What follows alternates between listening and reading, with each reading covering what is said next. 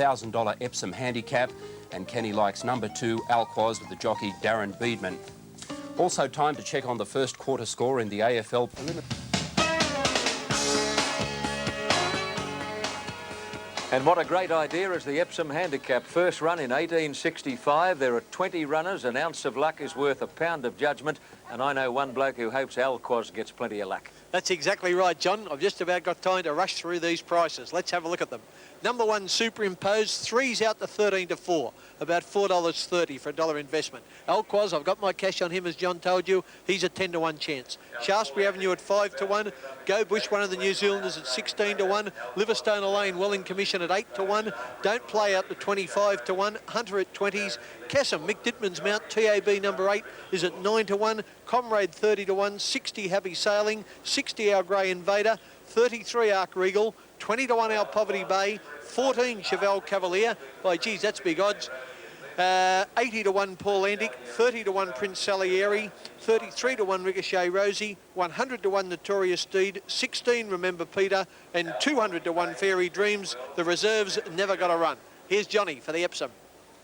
Good, Ken. 20 runners, and the last couple are about to go up. In fact, there's only one to move in now. Arc Regal in very conspicuous cerise and Blue Diamonds, one of the New Zealand gallopers, and ridden by Gavin Duffy, who won the previous race on Dual Treasures. And he also won the 2-year-old race here last Saturday on Volts, the Breeders' Plate. So it's been a good spring carnival so far for the Duff. Now, Go Bush, yet another one of the NZers, is in the stalls and facing up well. Now, Arc Regal, with Gavin Duffy on board, is being led forward towards the outside of the field. And the starter, Bill Cooper, looks at his watch. Pardon me. Picks up the button, and they're about set and ready for the Epsom. The stalls fly open and they're off and running. And Don't Play wide out is about the first out. Paul Landick and Liverstone Lane began well, and so did Ricochet Rosie. Shaftesbury Avenue was away like a flash. Go Bush is handy soon after the start, and then Arc Regal, Our Poverty Bay, Comrade, followed by Chevelle Cavalier, Alquoz midfield and about 3 deep.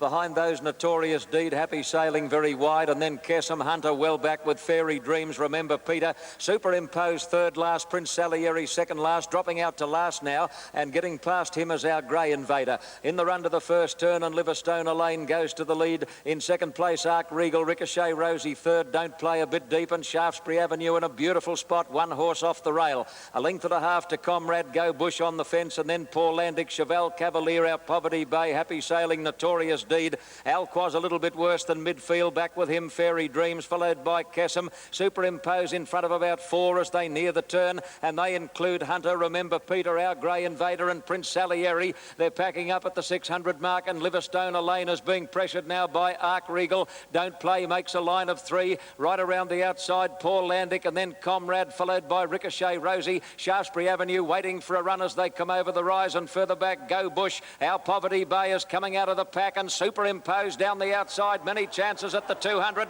Liverstone Lane, Don't Play, Comrade. Our Poverty Bay is joining in, and his Paul Landick and Superimposed right down the extreme outside. Is he going to win another big Randwick mile? Superimposed, a super horse. What a horse. Superimposed beat Our Poverty Bay in the Epsom. Ricochet Rosie third, and then Paul Landick, Don't Play, Comrade, Liverstone Lane. At the head of the others, Chevelle Cavalier, Shaftesbury Avenue disappointing in the run home. And then Cassam, Fairy Dreams, Happy Sailing, Remember Peter. Well back, Notorious Deed, Our Grey Invader. Hunter never got in the race. And then Go Bush and Prince Salieri and Alquoz, racing below his best form, is last to finish in the Epsom of 1990.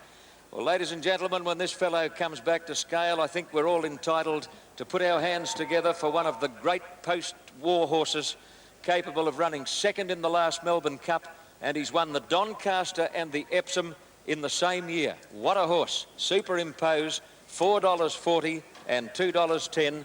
Second, Our Poverty Bay. Our Poverty Bay will get second. That's number 13, a place dividend of $6.90, and third, Ricochet Rosie has run a big race for third, and she'll pay a place dividend of $8.40. Ken, I've run out of superlatives. Yes, John, you can't say much more about him. Runner-up in the Melbourne Cup and won a Doncaster and the Epsom in the same year. Here he is, the widest horse on the track. Look at him sweep up to them. Our Poverty Bay in the blue and yellow looked as though he was going to swamp them. And the little grey mare getting through near the rails was Ricochet Rosie. They're only the place getters. The winner was Superimpose, and an absolutely brilliant performance. He come from last to win the Doncaster and almost last to win the Epsom. And there's Darren Gouchy. He doesn't smile a lot, but I'm sure the Gouch will give a big smile as he comes back to scale on the Lee Friedman trained Superimpose, a super winner of the 1990 Epsom Handicap, brought to you live on the wide world of sports. Epsom Handicap over the mile.